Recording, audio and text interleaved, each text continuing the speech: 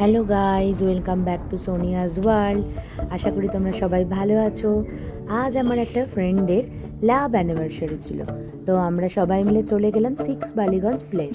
জায়গাটা আমার খুব পছন্দের ছিল, অনেক দিন ধরেই ভাবছিলাম যাবো।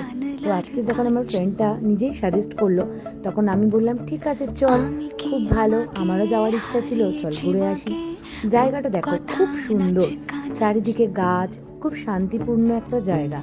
আর দিনটাও খুব সুন্দর ছিল, বাইরে হালকা বৃষ্টি হচ্ছিল, ওয়েদারটা খুব ভালো।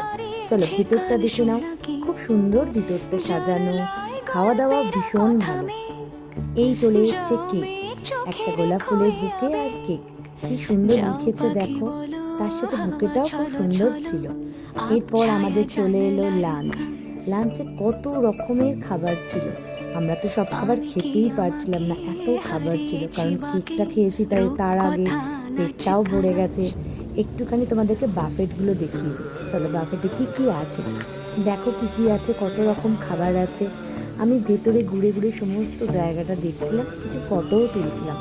তো ওখানকার যে স্টাফ ছিলেন, একজন আঙ্কেল আমাকে বললেন ওই দেখো ওই ঝাড়টার তলায় গিয়ে দাঁড়াও, ওখানটায় ফটো তোল, খুব সুন্দর ফটো আসবে। তো ওখানে কয়েকটা ফটো অবভিয়াসলি নিয়ে নিলাম। তারপর নিচের ফ্লোরে একটা রেস্টুরেন্ট ছিল, ওদেরই রেস্টুরেন্ট, তো ওখানটাও ঘুরছিলাম, ঘুরে দেখলাম, খুব ভালো লাগলো।